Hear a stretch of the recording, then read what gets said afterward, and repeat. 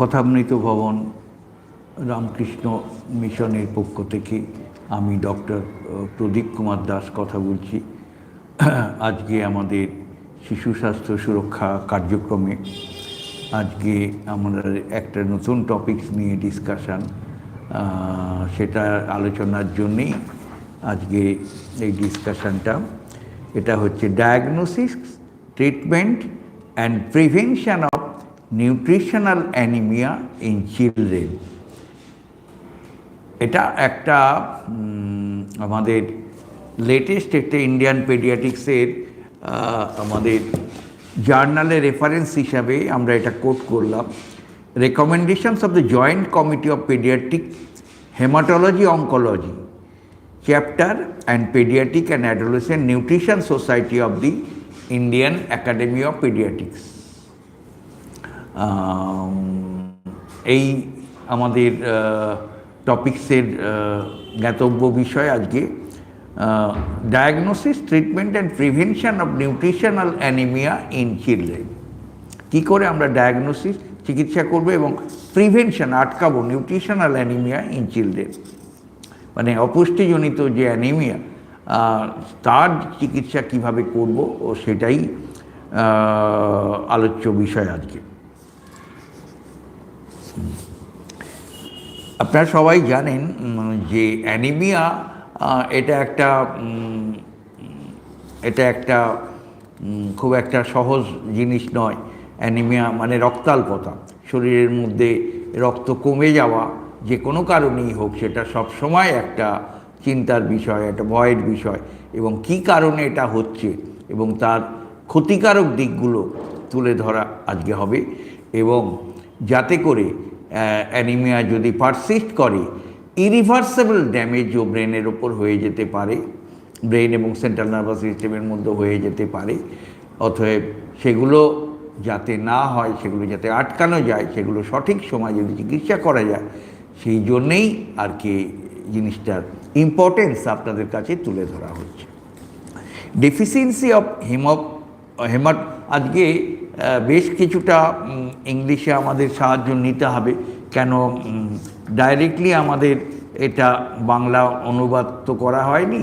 এটা আমি যতটা পারা যাক সহজ করে আপনাদের বলে বোঝানোর চেষ্টা করছি, কেন কথা আমাদের ক্যামেরার ওপিটে আমাদের বিভিন্ন স্বাস্থ্য ডিপার্টমেন্ট, শিক্ষা ডিপার্টমেন্টের অনেক টিচার্সরা আছে, অনেক আমাদের পেরেন্টসরা আছে, কনসাস পার্সন অনেকেই আছে। এছাড়াও স্বাস্থ্য বিভাগের অনেক হেলথের রিলেটেড অনেক হেলথ অ্যাসিস্ট্যান্ট, সিনিয়র পার্সন অনেকে আছেন, এবং আমার স্টুডেন্টস, ফ্যাকাল্টি পার্সন এই সাবজেক্টের অনেকেই আছেন, টিচাররাও অনেকেই আছেন। অতএব কীভাবে এটা আপনাদের কাছে তুলে ধরা যায় যথাসম্ভব চেষ্টা করছি। দেখো ডেফিসিয়েন্সি অফ হেমাটোপয়েটিক নিউট্রিয়েন্টস মানে যেসব দিয়ে রক্ত তৈরি হয়, যেমন iron, vitamin B12, folic acid, এছাড়াও আরও অনেক নিউট্রিয়েন্টস আছে যেগুলো সাহায্য নিয়ে ভিটামিন C থেকে শুরু করে আরও অনেক কোবাল্ট থেকে শুরু করে আরও অনেক জিনিস সাহায্য নিয়ে এগুলো আমাদের রক্ত তৈরি হয়।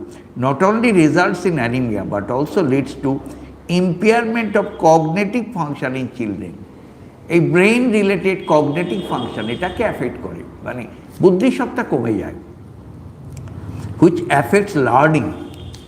আমরা লেখাপড়া শেখাটা জিনিসটা রিসিভিং এবং তার প্রত্যুত্তরে তার রিলেটেড অ্যাক্টিভিটিস ব্রেনের মধ্যে যেগুলো হওয়া উচিত সেগুলো কিন্তু যথাযথভাবে হবে না। That is called cognition. Unfortunately this change may be irreversible in younger children.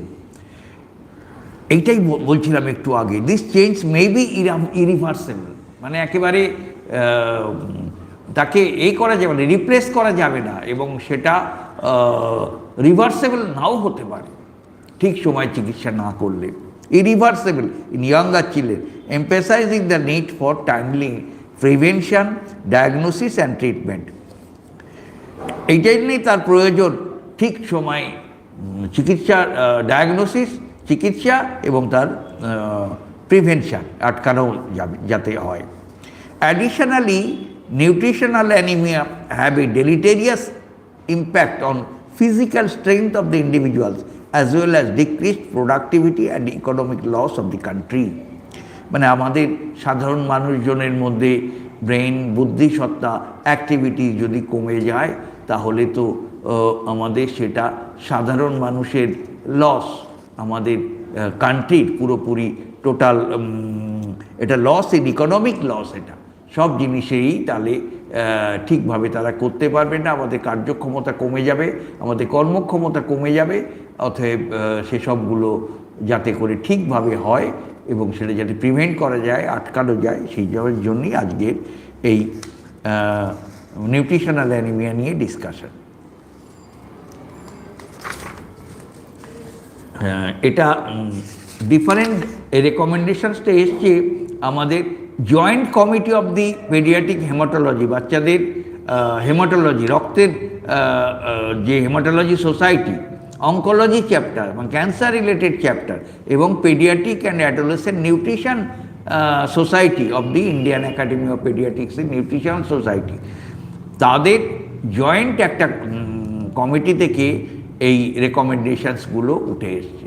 অতএব এটা খুবই সলিড, ভেরি ইম্পর্টেন্ট রেকমেন্ডেশন।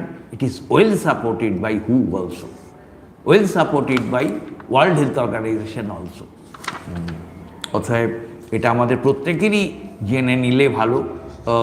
স্বাস্থ্য ডিপার্টমেন্টের সঙ্গে যারা যুক্ত আছেন তাদের প্রত্যেকেরই জানা অতি আবশ্যক। ডেফিনেশন অফ হিমোগ্লোবিন আমরা সহজে জানি। অ্যানিমিয়া, নিউট্রিশনাল অ্যানিমিয়া কাকে বলবো?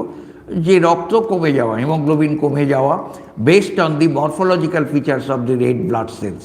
Nutritional anaemia classified based on the morphologic features of the red blood cells. এই তার মরফোলজিক্যালি রেড ব্লাড সেলের যে ফিচারগুলো তাইটা দেখেই আমাদের নিউট্রিশনাল অ্যানিমিয়া ক্লাসিফাই করা হচ্ছে। একটা হচ্ছে ওই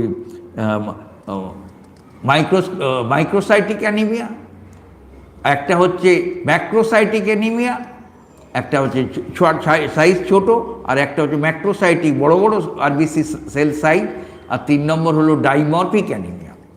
এটা হলো যাতে জয়েন্ট পিকচার অফ মাইক্রোসাইটস এবং ম্যাক্রোসাইটস পাওয়া যায়। Dimorphic anaemia, the lower limit of MCV mean corpuscular volume দেখে আমাদের সেগুলো দেখে বিচার করতে হয় কোনটা মাইক্রোসাইটিক এবং কোনটা ম্যাক্রোসাইটিক। সাধারণত 2 বছরের নিচে 70 FL এর নিচে যদি থাকে সেগুলো সব মাইক্রোসাইটিক অ্যানিমিয়া বলা হয়। আর 2 থেকে 10 70+ এজিং ইয়ার্স যদি 10 বছরের বাচ্চা হয় তাহলে 80-র নিচে হলে মাইক্রোসাইটিক অ্যানিমিয়া আমরা বলবো। ইন এত এফএল যদি হয়, ডায়ামিটার হয় মেইন কর্পাসকুলার ভলিউম, তাহলে আমরা কিন্তু বলবো। ইন ওল্ডার চিলড্রেন আর adolescent MCV cut off values 80 FL এর নিচে can be use to define মাইক্রোসাইটোসিস।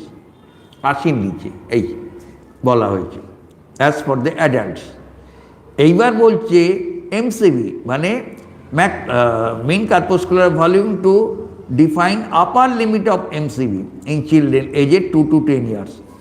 এইটা হলো মেইন কর্পাসকুলার ভলিউমের আপার লিমিট, এটা 84+0.6 into age in years. Beyond 10 বছরে মানে একটা চিলড্রেনের, বড় চিলড্রেনের upper limit of MCV to diagnose macrocytic anaemia 90-র ওপর হলে, 90 FL এর বেশি হলে তাকে বলা হয় ম্যাক্রোসাইটিক অ্যানিমিয়া, বড় বড় সেল। আর বলছে যে not infrequently children are described to have dimorphic anaemia, যাতে দুটো ফিচারই আছে।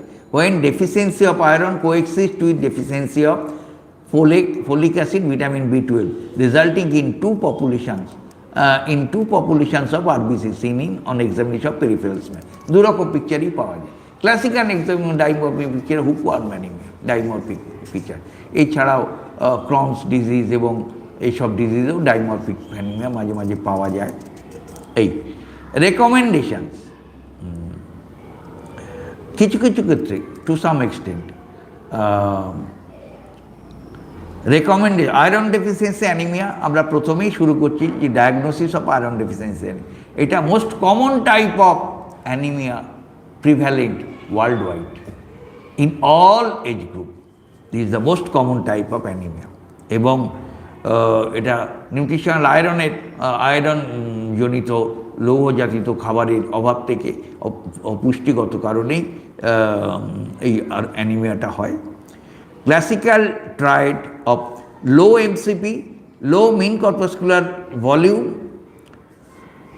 low mean corpuscular volume, MCV, low mean corpuscular hemoglobin, MCH, and low mean corpuscular hemoglobin concentration, MCHC concentration for age is consistent with diagnosis of IDA, iron deficiency anemia. তিনটে জিনিস ছোট হলেই তাকে লো MCV, লো MCh, লো এমসিএইচসি, তার মানে লো mean corpuscular hemoglobin, mean corpuscular hemoglobin concentration, এই তিনটেই যদি কম হয় তাহলে that is consistent with the diagnosis of IDA, in fact of iron deficiency anaemia. এবার ডিসকাশন হচ্ছে serum ferritin. Serum ferritin reliable indicator of body iron stores.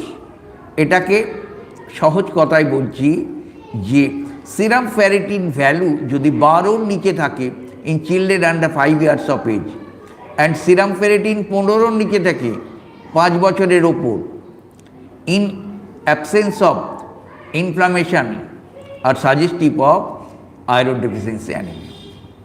12 এবং 15, 5 বছরের নিচে এবং 5 বছরের ওপরে। আর যদি ইনফ্লামেশন থাকে সেখানে বলছে যে 30-এর নিচে হলে সেখানে বলছে in presence of infection or inflammation, serum ferritin 30-এর নিচে suggestive of IDA in children, যদি associated with infection or inflammation যদি কোনো থাকে।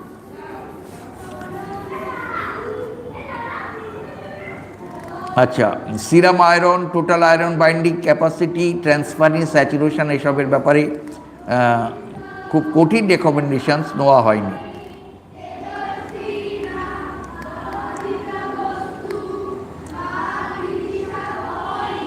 As iron deficiency limits final step in heme synthesis, free erythropoietin accumulation in red cell precursor, free erythropoietin is elevated in iron deficiency, rapidly falls as response to treatment. এটা কিন্তু খুব বেশি থাকে যদি cut off level of free erythropoietic porphyrin is more than 80 micrograms per DL for children over 5 years of age, and 70-এর বেশি হয় for children younger than 5 years of age। 5 বছরের নিচে 70-এর ওপর হলে অথবা 5 বছরের ওপরে 80 মাইক্রোগ্রামস পার্সেন্টের বেশি হলে FEP, ফ্রি এরিথ্রোসাইটিক পরফারি, তাহলে কিন্তু in favours the diagnosis of iron deficiency anaemia.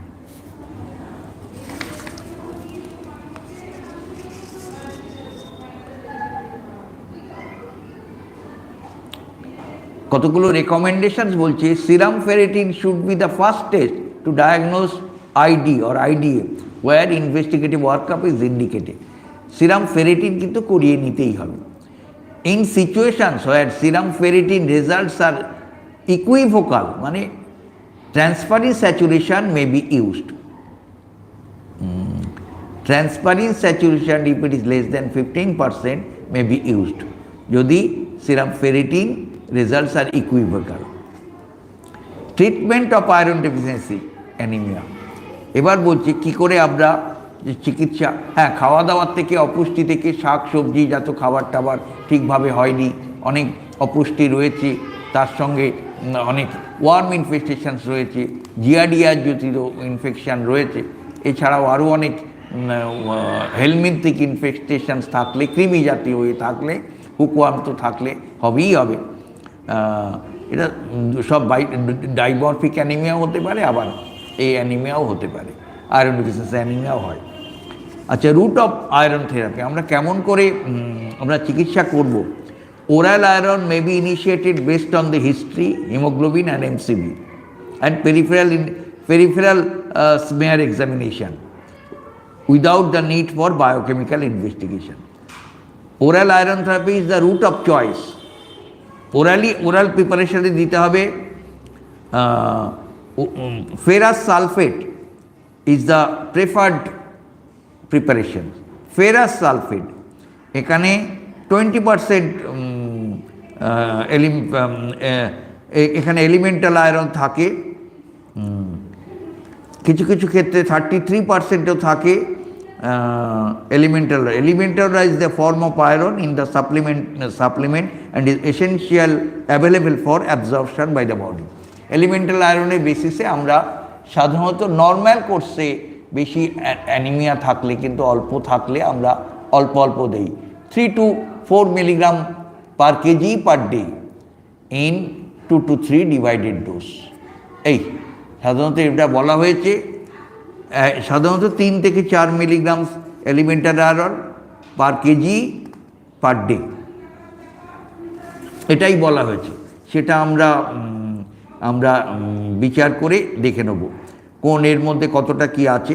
3 to 6 milligram per KG per day. এটা কখন দিতে হবে? Usually in between 2 meals, before half an hour before feed এটা দেওয়া যেতে পারে, টোয়াইস অথবা থ্রাইস যদি দিতে হয় এটা দেওয়া যেতে পারে।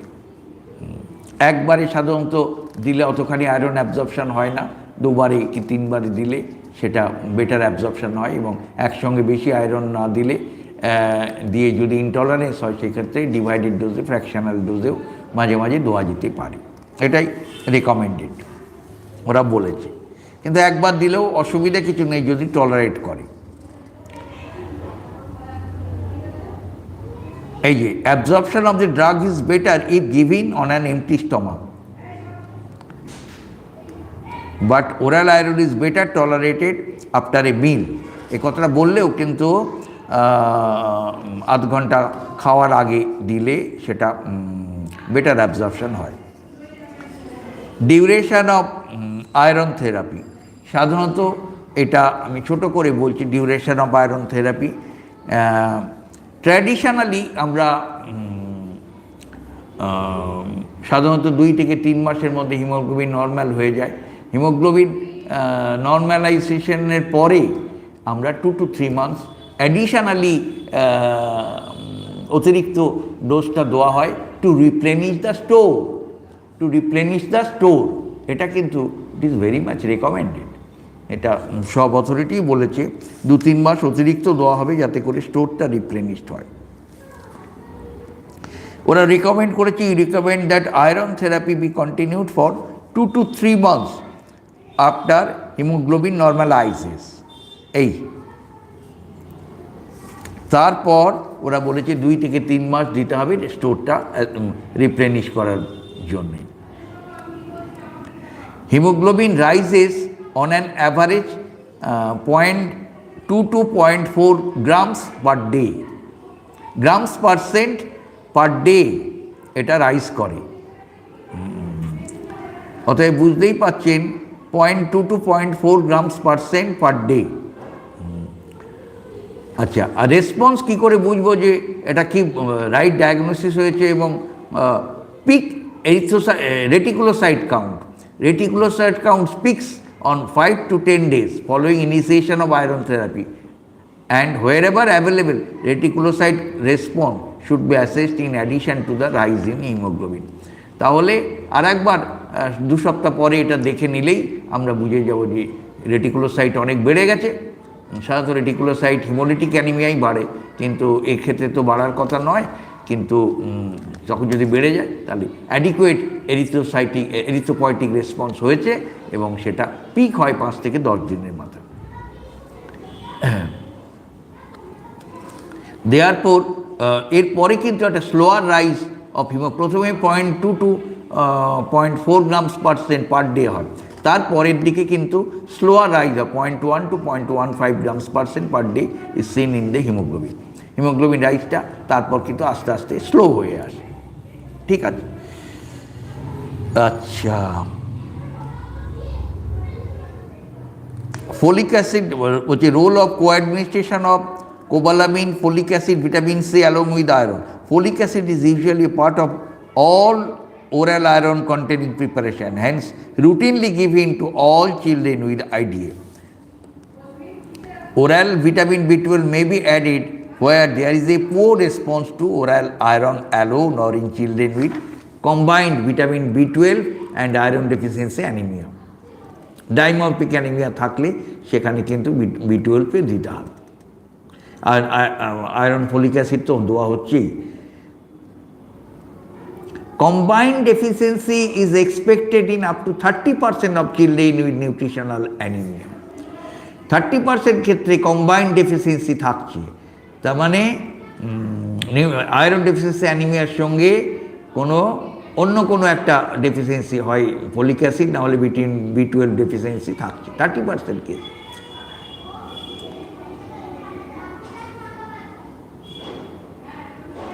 The presence of near normal MCV, মানে একেবারে এমসিভিগুলো নর্মালি থাকছে, dimorphic red cell in the peripheral smear, দুরকম ফিচার্সই পাচ্ছে, মাইক্রোসাইটিক এবং ম্যাক্রোসাইটিক দুরকম পিকচারই পাওয়া যাচ্ছে। Cells in the peripheral smear, features of megaloblastic anaemia such as megaloblastic অ্যানিমিয়ার একটা ফিচার্স আছে, মানে বড় বড় ম্যাক্রোসাইটস যেমন পাওয়া যায় তেমনি হাইপার সেগমেন্টেড নিউট্রোফিলস এর পেরিফেরাল স্মিয়ারে পাওয়া যায়। থ্রম্বোসাইটোপিনিয়া, প্যানসাইটোপিনিয়া এগুলো পাওয়া যায় এবং হাইপার সেগমেন্টেড 5 or more এটা যদি বেশি থাকা যায়, সেগমেন্টেড নিউক্লিয়াস যদি থাকে, নিউট্রোফিলের নিউক্লিয়াস যদি থাকে, তাহলে সেটা suggestive of megaloblastic anaemia. Associated with that were investigation for associated folate and or vitamin B12 deficiency. It is usually hyper যে সেগমেন্টেশন যেটা হয় নিউট্রোফিলের যে সেগমেন্টেশন গিয়ে অনেক বেশি হয়, hyper segmentation 5 or more lobes পাওয়া যায়, সেটা that is very much characteristic features of B12 deficiency anemia. B12 deficiency anemia. If documented, the addition of folic acid and B12 in the therapeutic dose is required. যদি পাওয়া যায় সেই ফিচার্সটা, তাহলে কিন্তু আয়রনের সঙ্গে এটাও দিতে হবে, সেটা ফলিক অ্যাসিড এবং B12 দুরকম জিনিসই দিতে হবে। কন্ট্রারি টু আর্লিয়ার অবজারভেশনস, বলেছে no benefit of adding vitamin C to iron therapy, মানে ভিটামিন সি দেওয়ার কোনো অতিরিক্ত যুক্তি কিছু নেই, hence vitamin C is not recommended in pharmaceutical forms. However the addition of citrus foods to the diet immediately prior to the medication aids in iron absorption. সাধারণত লেবু taboo জাতীয় দিলে এগুলো একটু ভালো অ্যাবজর্পশন হয়, ভিটামিন সি, কমলা লেবু অথবা যে কোনো লেমন। রেকমেন্ডেশনস আমরা বলছি এখানে, we recommend ferrous salts, that is the preferred salts for treating IDA in children. We do not recommend the use of prolonged release enteric coated iron tablets. কখনোই তারা recommend করছে না যে প্রলংড সাস্টেন রিলিজ প্রিপারেশানগুলো একেবারেই recommend করা হচ্ছে না, অথবা এন্টেরিক কোটেড আয়রন ট্যাবলেট সেগুলো রেকমেন্ড করা হচ্ছে না। ওই যে 2 থেকে 3 milligram per KG per day elemental iron along with folic acid for treating IDA for 2 to 3 months after haemoglobin normalises, that is recommendation. এটা ওদের রেকমেন্ডেশন একটা, সেটা বলেছি। We recommend single daily dosing of oral iron, ওরা একবার করেই দিতে বলছে। Divided dose can be given in cases of gastro intestinal adverse effect. Iron দিলে একটা বমি বমি ভাব, একটা কনস্টিপেশন, পেন অ্যাবডোমেন, এসবগুলো হয়। এইগুলো যদি হয় তাহলে ফ্র্যাগমেন্টেড ডোজ কিন্তু বারবারে দিতে হবে, একবারে বেশি টলারেট করছেন। এখানে ইনটলারেন্স ইজ দ্য ফ্যাক্টর, যার ফলে আমরা ভেঙে ভেঙে দিতে, অ্যাবজর্পশনও ভালো হবে, সাইড এফেক্টসও কম হবে। তাহলে দোয়াই কথাই ওরা বলছে। First follow-up on day 7. While on treatment, patients with severe anemia should be called for the first follow-up on day 7, while patients with moderate or mild anemia should be called for follow-up on day 14. এটা রেকমেন্ডেশনে বলছে। 14 দিনের মাথায় ওরা বলছে mild অ্যানিমিয়াতে first follow-up on the day 7, while patients with moderate and mild anemia should be called for day 14. সেখানে blood examination করে যদি আমরা পিক রেটিকুলোসাইট কাউন্ট দেখতে পাই তাহলে সেটাকে, যেটা খুব ভালো রেসপন্স হয়েছে এটাই ইন্ডিকেট করবে। আচ্ছা, এখানে বলেছে standard texts and review articles have listed causes of failure of an inadequate response. Iron deficiency anemia not responding to oral iron therapy, but which cases qualify to label as poor responders.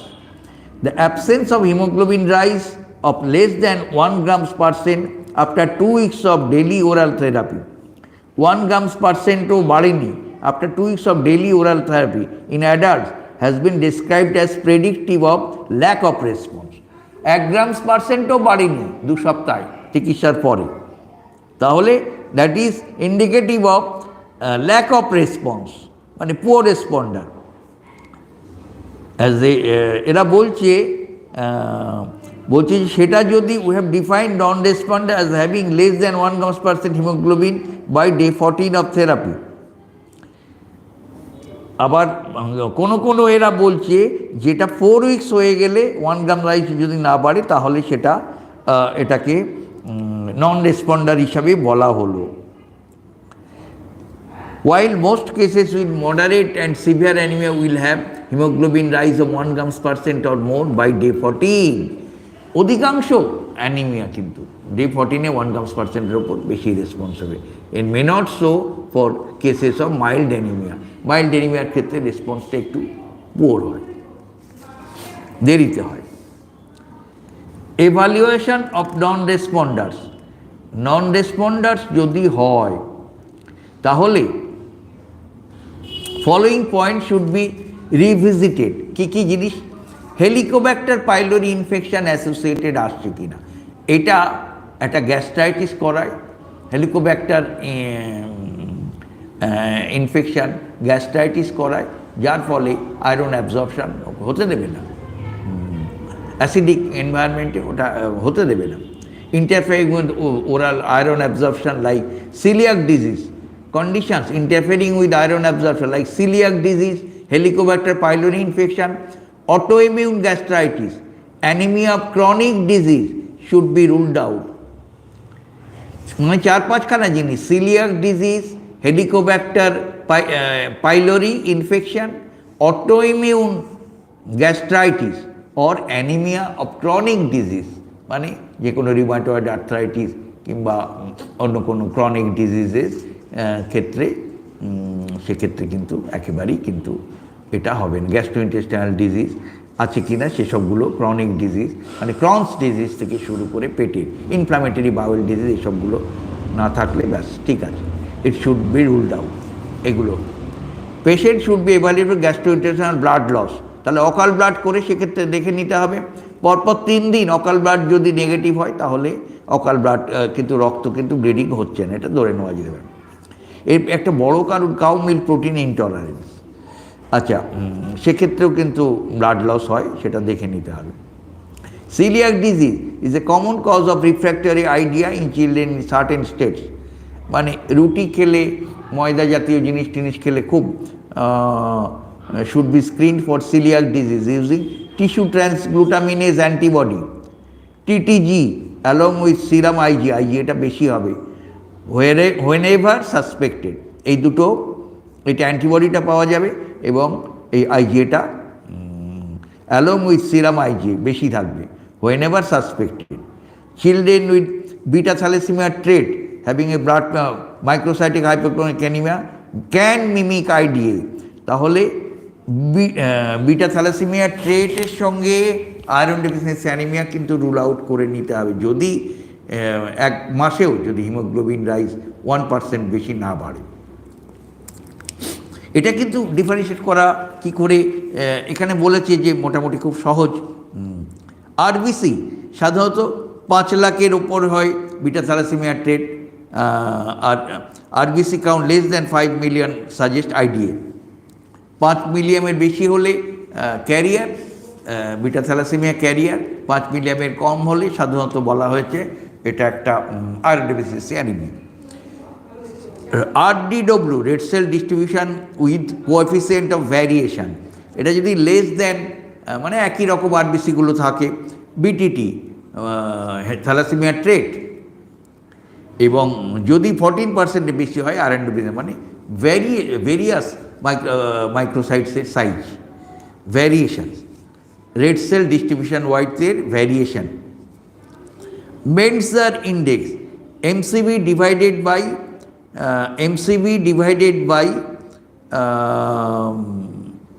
MCB in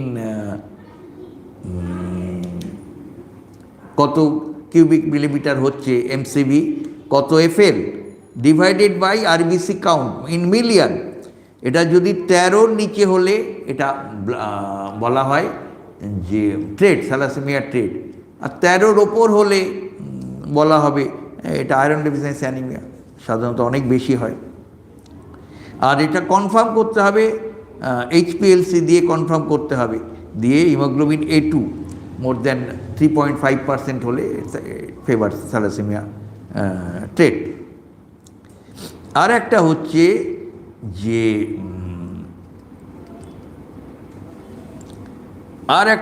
anaemia of chronic disease, usually normocytic normochromic, সাধারণত microcytic হয় না। এটা যদি হয়ে থাকে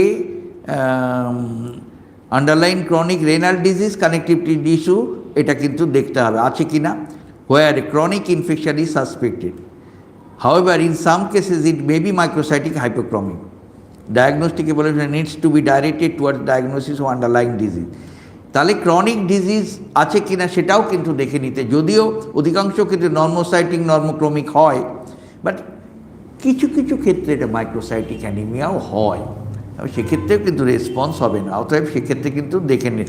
নন রেসপন্সারের ক্ষেত্রে এতগুলো জিনিস আমাদের দেখে নিতে হবে। এছাড়াও হচ্ছে যে iron refractory iron deficiency anaemia is a rare inherited disorder which absorption of oral iron is markedly impaired. IRIDE is caused by loss of function of the TMP RSS6 gene, which causes iron deficiency due to inappropriately high hepcidin levels with markedly reduced iron absorption. সেটা genetically থাকে বলেই iron absorption হয় না, খুব rare disease গুলো, কিন্তু অন্যান্য জিনিসগুলো কোয়াইট কমন, এগুলো কমনলি এগুলো দেখে নিতে হবে। আমি রেফারেন্সটা তুলে দিয়েছি আজকে, বেশ কিছু যারা জানতে চায় সেটা তারা জানলে এরা কিন্তু ডিটেলসে কিন্তু পেপারটা পেয়ে যেতে পারে। এটা ইন্ডিয়ান পেডিয়াট্রিক্সের অক্টোবর সংখ্যা 2022, এটাকে ইন্ডিয়ান একাডেমি অফ পেডিয়াট্রিক্সের এটা দেওয়া হয়েছে, অথবা আপনারা you can quote it, you can memorize from the journal also, original journal. আচ্ছা, এবার বলছে যে প্যারেন্টাল আয়রন থেরাপি, আমরা কিন্তু ওরাল ক্ষেত্রে অধিকাংশই দেবো। Parenteral iron is successfully managed by most cases of IDA can be successful manage by oral iron supplementation. Oral iron দিয়েই আমরা করব, কিন্তু কিছু কিছু ক্ষেত্রে oral formulation devoid of major adverse, where intravenous iron formulations are devoid of major adverse effects. These are preferred preparations for parenteral iron therapy. The intramuscular route is not recommended কেন haematoma হয়ে যায়। The condition where use of intravenous iron may be required are noted in box 2। Gastrointestinal side effects of oral iron খুব বেশি হচ্ছে। Rapid replenishment of haemoglobin and rapid stores rather than over the course of the several months. আচ্ছা, আরেকটা কাজও বলছে যে internal bleeding রয়েছে, capacity of oral iron to meet ongoing blood loss, সেক্ষেত্রে কিন্তু ইউটেরাইন ব্লিডিং, মিউকাসাল টেলাঞ্জাইটিস এই সব জায়গা থেকে ব্লিডিং করে, অতএব সেসব জায়গা থেকে অরিজিনাল চিকিৎসা না হলে এটা থেকেই যাবে, সেখানে আইভি ইন্ট্রাভেনাস আয়রন প্রিপারেশান দিতে হবে। Iron malabsorption due to pre-existing anatomic or physiologic condition, short bowel syndrome, এগুলোর জন্য হতে পারে। Chronic kidney disease, genetic forms of refractory to oral IRIDA, আর coexisting inflammatory state that interferes with iron homeostasis. Inflammation রয়েছে, coexist করছে, যার ফলে আমাদের আইভি প্রিপারেশান ছাড়া কাজ করবে না। ইন্ট্রাভেনাস আয়রন কেমন করে দেবো? দিতে হবে iron sucrose. Iron sucrose preparations, it is the most common form of IV iron used in children. Iron sucrose এটাই দিতে হবে। এটা ডোজটা সহজেই বলে দিচ্ছে, বলছে যে হিমোগ্লোবিন ডেফিসিট মিলিগ্রামে বার করতে হবে, সমান সমান body weight in KG into haemoglobin, present haemoglobin into ideal haemoglobin minus present haemoglobin into 2.14 plus iron to replenish stores. যদি মনে করুন 6 বছরের একটি বাচ্চার weighing 20 KG with haemoglobin 6 grams percent, তাহলে আমরা 14 পর্যন্ত ওঠাবো। দেখুন তাহলে হিমোগ্লোবিন আয়রন ডেফিসিট কত, বডি ওয়েট মানে এখানে 20 KG body weight, 20 KG body weight haemoglobin এক্সাম্পলটাও দিয়েছে 6 grams percent would need 343 milligrams of elemental iron, এবং that is equivalent to 1.7 ml, মানে 1 ml আছে 200 milligrams of iron sucrose injection. অতএব এভাবে হিসাব করতে হয়। অতএব সপ্তাহে একবারের বেশি আমরা দিতে পারবো না, অতএব মোটামুটি 3টে থেকে 4টে এটা লেগে যাবে।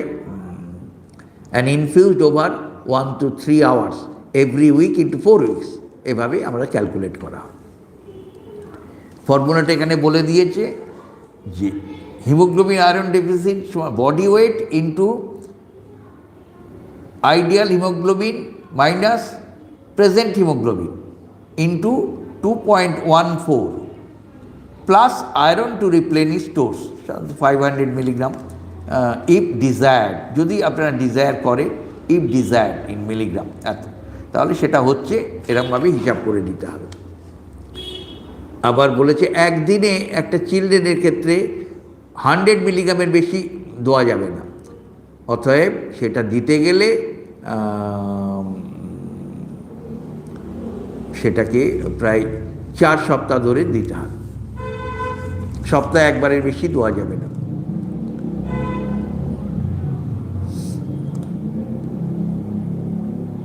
আচ্ছা, বলেছে যে তার আগে একটা precautionary measures routinely no premedication is indicated.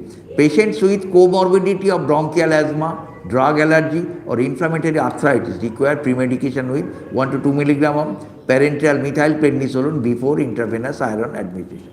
তার মানে এটা যদি কোনো অ্যালার্জিক রিয়াকশান এর থেকে হয় তাহলে এটা কিন্তু কমব্যাট করতে সাহায্য করবে।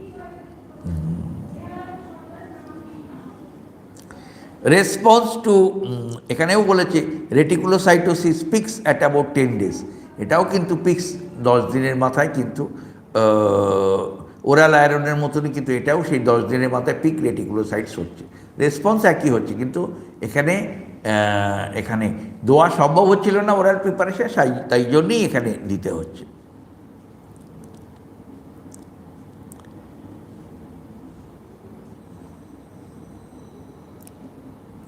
Macrocytic anaemia of nutritional aetiology, এবার বলা হচ্ছে macrocyte anemia of nutritional etiology.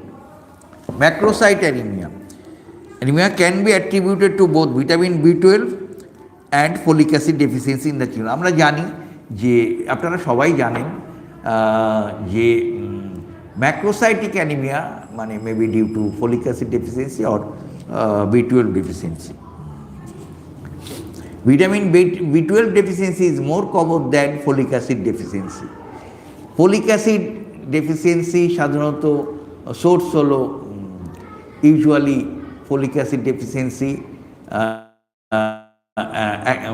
Source হলো ভেজিটেবল সোর্স বেশি থাকলে তাদের ফলিক অ্যাসিড ডেফিসিয়েন্সি, বিশেষ করে যারা গোটস মিল্ক খায় তাদের ফলিক অ্যাসিড ডেফিসিয়েন্সি অ্যানিমিয়া হয়, টোটালি ডেফিসিয়েন্ট থাকে। এছাড়াও যারা খুব বেশি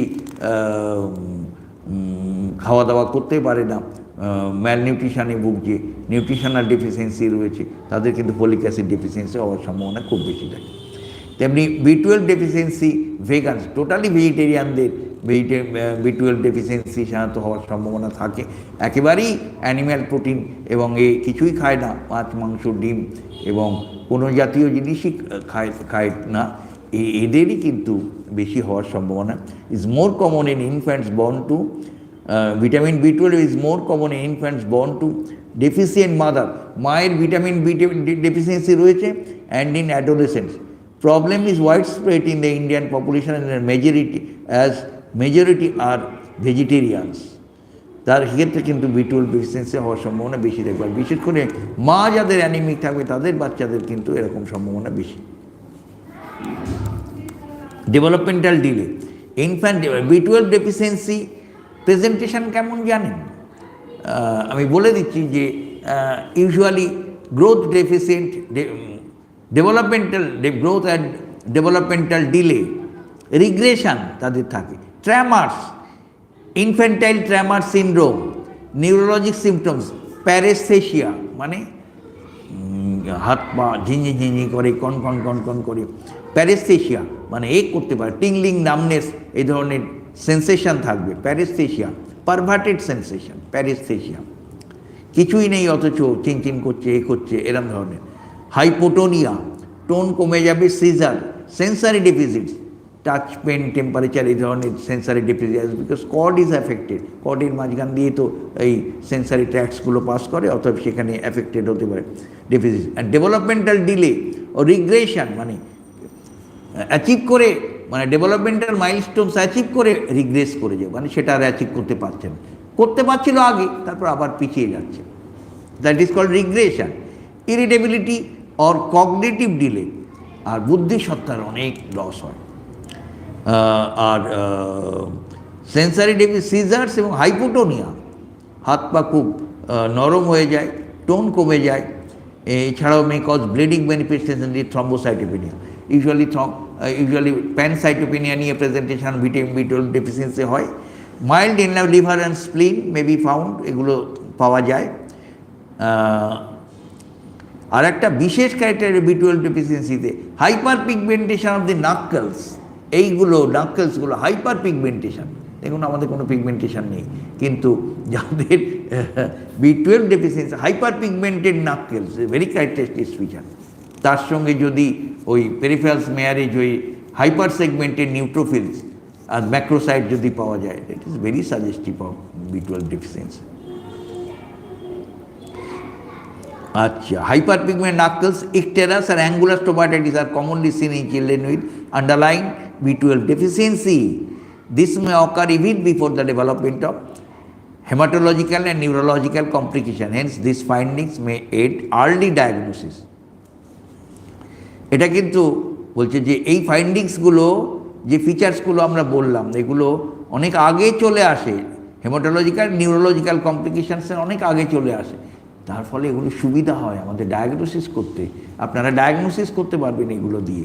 অতএব এইগুলোর জন্যেই এগুলো তুলে ধরেছে, ওরা রেকমেন্ড করেছে, সেই সোসাইটিটাই, নিউট্রিশনাল সোসাইটি, হেমাটোলজিক সোসাইটিটাই রেকমেন্ড করেছে। Diagnosis of macrocytic anaemia, macrocytic anaemia আমাদের ম্যাক্রোসাইটস পাওয়া যাবে, এটা সহজেই বোঝা যাচ্ছে যে সেলগুলো বড় বড়, এবং মোটামুটি 90 FL এর বেশি যদি সেল ভলিউম থাকে, এমসিভির ভলিউম থাকে, কাট অফ ভ্যালু, তাকে বলা হয়েছে ম্যাক্রোসাইট। এই দেখুন এখানে কাট অফ ফিচার এখানে দিয়ে দিয়েছি। ম্যাক্রোসাইটস 10 বছরের ওপরে 90-র ওপরে থাকলে সেটাকে ম্যাক্রোসাইটিক অ্যানিমিয়া বলা হয়। আর 2 to 10 years 84 plus 0.6 into AGDRs, এটা থাকলে এত FL এটাকে ইন্ডিকেট করছে। আর তাহলে আমাদের রেকমেন্ডেশন রয়েছে, অতএব ম্যাক্রোসাইটিক অ্যানিমিয়া তাহলে এইভাবেই তাহলে আমরা চিনবো, জানবো। ডায়াগনোসিস অফ ম্যাক্রোসাইটিক অ্যানিমিয়া তাহলে এটাকে 90-র ওপর সাধারণত হয়ে যায়, এত FL এর বেশি হলে ম্যাক্রোসাইটিক অ্যানিমিয়া আমরা বলবো। এবং পেরিফেরাল স্মিয়ারে এই যে বলেছি, peripheral smear shows the presence of, আমরা কি ডিসকাস করছি? আমরা ডিসকাস করছি vitamin B12 deficiency anaemia, B12 deficiency megaloblastic anaemia. এই মেগালোব্লাস্টিক অ্যানিমিয়া মানে সেলগুলো বড়, ম্যাক্রোসাইটিক অ্যানিমিয়া, এবং that is due to vitamin. এটা দুটো কারণে হতে, ফলিক অ্যাসিড ডেফিসিয়েন্সি এবং এ ডেফিসিয়েন্সি, কিন্তু এটা আমরা ভিটামিন B12 ডেফিসিয়েন্সি নিয়েই ফিচার্স বলছি। Presence of macrocytes or macro ovalocytes, oval সাইজের হয়ে যায়, বড় বড় এবং ওভাল সাইটস হয়ে যায়। The presence of hypersegmented neutrophil, 5-এর বেশি লোব, নিউট্রোফিলের লোব আছে তো, এটা সেগমেন্টেড হয়ে যায়, 5টার বেশি লোব পাওয়া যায়। In more than 5% of neutrophils and leucopenia are commonly seen. তাহলে টোটাল কাউন্ট কমে, লিউকোপেনিয়ার কমনলি সিন, থ্রম্বোসাইটসও সেখানে কমে যাবে, আর hypersegmented neutrophil. In case of severe deficiency thrombocytopenia may be observe. তাহলে লিউকোপেনিয়া, থ্রম্বোসাইটোপেনিয়া এবং অ্যানিমিয়া তিনটেই থাকবে, প্যানসাইটোপেনিয়া। আর low reticulocyte is usually seen, reticulocyte count কম থাকে। আমরা জানি, আপনারা সবাই জানেন যে reticulocyte count usually raised in haemolytic anaemia, কিন্তু এখানে আমরা after as a response two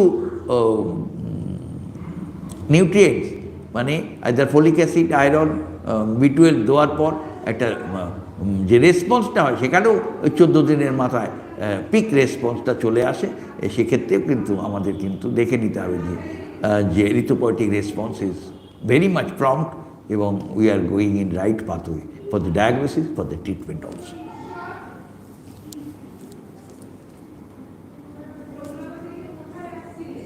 A low reticulocyte is usually seen with severe anemia, circulating nucleated erythroid precursors। আচ্ছা, হাওয়েল জলি বডিজ এগুলো পাওয়া যায়, এই যে erythroid, circulating nucleated erythroid precursors, মানে নর্মোব্লাস্টগুলো বেশি পাওয়া যায়। Ring and Howell Jolly bodies can appear, এই যে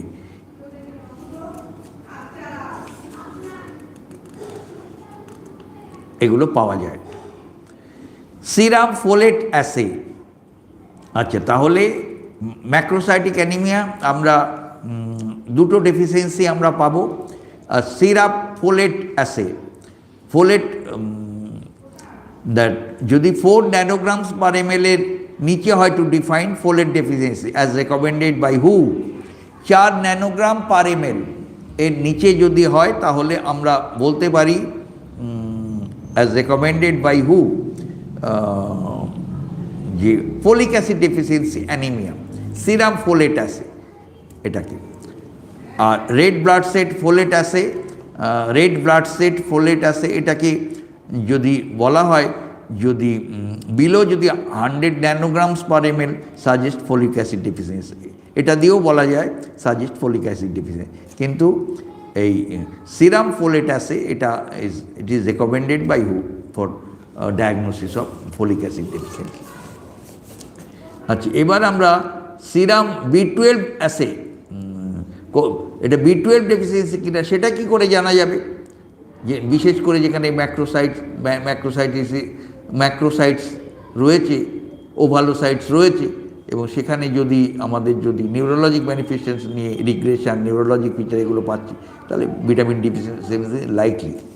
তাহলে তার ফিচার কী করে বল, যে লেভেল যদি 200 পাইক্রোগ্রাম পার ml এর যদি থাকে, আর suggestive to use to define vitamin বি12 ডেফিসিয়েন্সি। এই যে লেভেলসটা যদি বি12 level less than 200 picogram per ml are suggested to be used to define B12 deficiency anemia.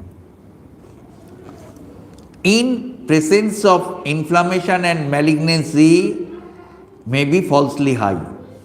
Levels may be spuriously low in certain conditions like pregnancy, intake of drugs, phenytoin, এইসবগুলো conditions যে কম হতে পারে। The low levels also substantiate the diagnosis, but normal levels do not exclude the diagnosis in children with consistent clinical picture.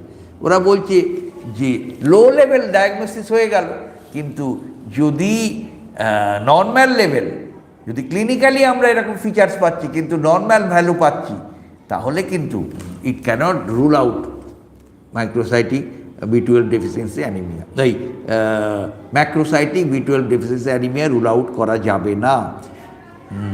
With a consistent clinical picture, do not exclude the diagnosis, মানে normal থাকলেও কিন্তু diagnosis তাতে rule out হচ্ছে না, মানে এক্ষেত্রে হতে পারে, সেখানে আমাদের অন্য ইনভেস্টিগেশনে সাহায্য নিতে হবে। বলছে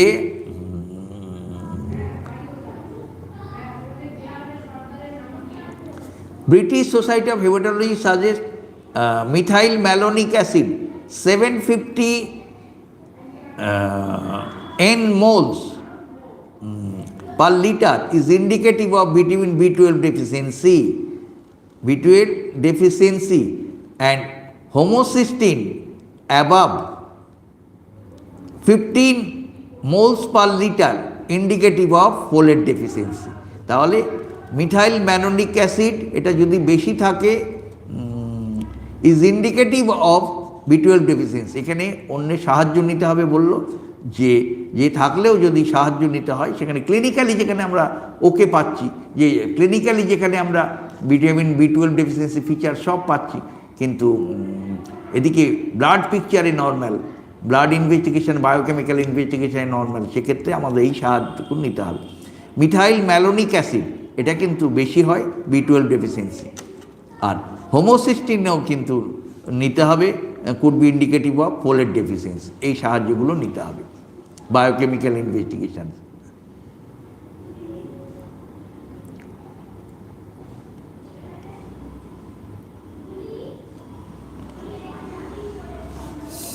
bone marrow examination to prove megaloblastic anaemia, but এটা কেন ডিফারেন্সিয়েট, কিন্তু এটা কিন্তু কমপ্লিট ব্লাড কাউন্ট এটা কিন্তু ডিফারেন্সিয়েট করতে পারে না যে এটা কিসের ডেফিসিয়েন্সি, ফলিক অ্যাসিড ডেফিসিয়েন্সি অথবা in presence of atypical clinical pictures or CBC which does not corroborate the diagnosis, it is prefer to perform a bone marrow aspiration. এটা এই কারণে যে aplastic anaemia, acute leukaemia, myeloblastic syndrome which mimic megaloblastic anaemia, সেইটা যে নয় সেগুলো rule out করে।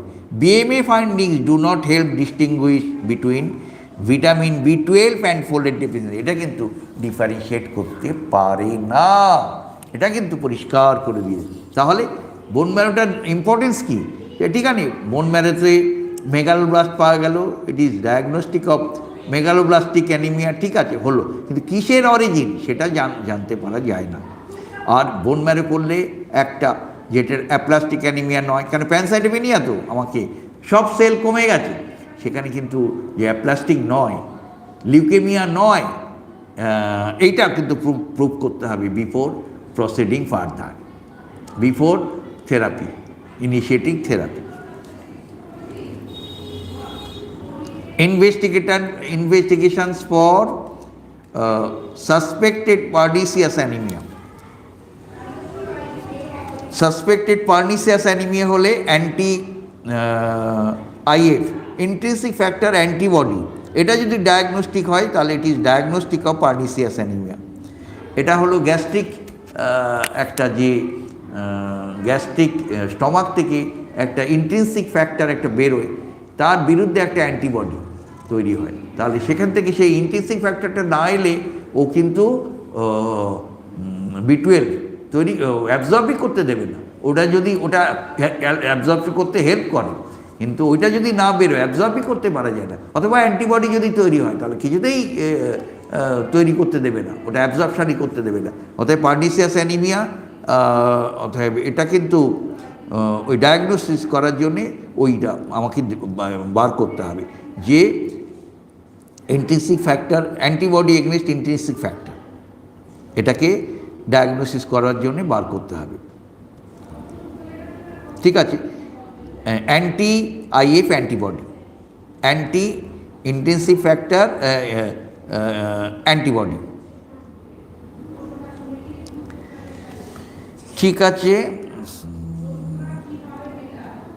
কিন্তু বলা হয়েছে যে pernicious anaemia and the presence of anti intensive factor antibody is rarely reported in children, এবং even in developed countries where nutritional deficiency is rare, pernicious anemia and presence of anti-intensive factor antibody is rarely reported in children. এই চিলড্রেনে খুব কম পাওয়া যায়। এই আর একটা information দিয়েছে, pernicious anemia has hardly ever been reported in children in India. আমাদের দেশে কিন্তু এটা কিন্তু রিপোর্টেড হয়নি এখনো পর্যন্ত, এটা কিন্তু হয়ে গেছে। দেখো তো এটা, দেখো এটা বোধহয় কটা, 5:30। আচ্ছা, পুরোপুরি এখন কিন্তু শেষ হবে না। টেস্ট ফর, এরপরে আরও কিছু কিছু ব্যাপারের জন্য রেকমেন্ডেশনস ওরা করেছে। A peripheral smear with presence of macrocytes and hypersegmented neutrophils along with an elevated MCV should arouse suspicion underlying vitamin B12 or folic acid deficiency. মানে সেলগুলো বড় বড় আমরা পাচ্ছি, এদিকে অ্যানিমিয়া, ওদিকে নিউরোলজিক্যাল ফিচার্স অথবা নিউট্রিশনাল ডেফিসিয়েন্সি ফিচার, স্টোমাটাইটিস নিয়ে পিকচার্স এবং গ্রোথ ফেলিওর নিয়ে picture. Folic acid deficiency usually growth failure হয়, আর vitamin B deficiency usually anaemia with neurologic ম্যানিফেস্টেশনসের বেশি হয়। অতএব সেইগুলো যদি হয়, অতএব folate assay should be CBI and folate assay should be done simultaneously due to close relationship in metabolism. Cyanocobalamin, B12 এবং folate assay দুটোই তাহলে সেক্ষেত্রে করতে হবে। এরা বলেই দিচ্ছে যে সেরকম সন্দেহ হলে, যে যদি পেরিফেরাল পিকচারে আমরা সন্দেহের নিউট্রোফিলগুলো অ্যাবনর্মাল পাচ্ছি, তাহলে কিন্তু দুটোই কিন্তু ডায়াগনোসিস করবার জন্যে ভালো করে রক্ত পরীক্ষা তাহলে করে নিতে হবে। We recommend that serum folate level should be estimated before RBC folate level. Serum folate level should be estimated before RBC folate levels.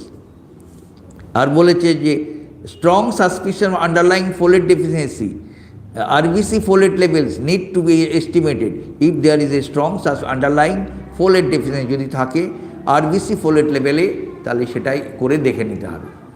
এবং এটা বলেই দিয়েছে যে এই লেভেলের কাট অফ পয়েন্টের নিচে যদি থাকে তাহলে সেটা ডেফিনেটলি সেটা সাজেস্টিভ অফ ইনফেকশনস।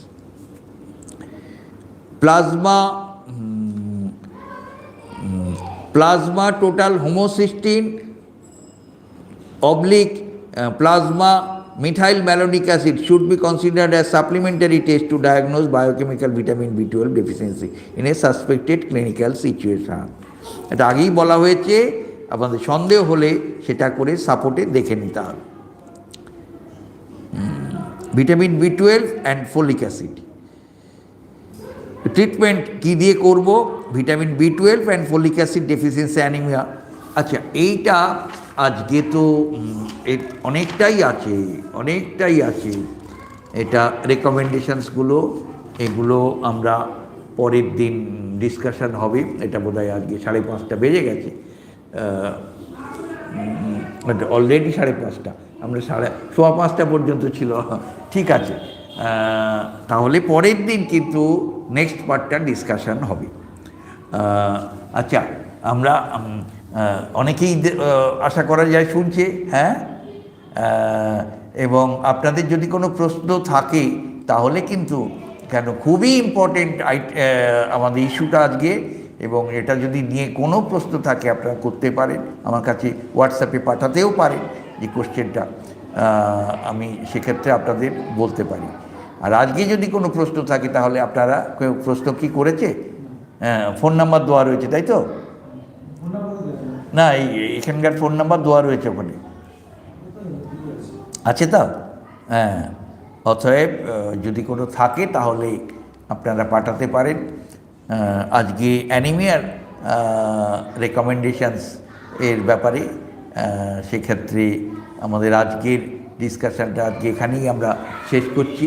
আশা করি, যদিও আপনাদের আমাকে ইংরেজির সাহায্য বেশি করে নিতে হয়েছে আজকের এই টপিকটার জন্যে, কিন্তু আশা করি আপনাদের বোঝাতে যতটা পারা যায় আমি সক্ষম হয়েছি। মনে হয় আপনাদের বুঝতে কোনো অসুবিধা হয়নি। আজকে আপনাদের শুভেচ্ছা ভালোবাসা জানিয়ে, আপনাদের সুস্বাস্থ্য কামনা করে প্রত্যেকের আজকের মতো আমি বিদায় নিচ্ছি। পরের দিন এটারই ডিসকাশান, এক্সটেন্ডেড ডিসকাশান আবার একবার হবে। ঠিক আছে, নমস্কার।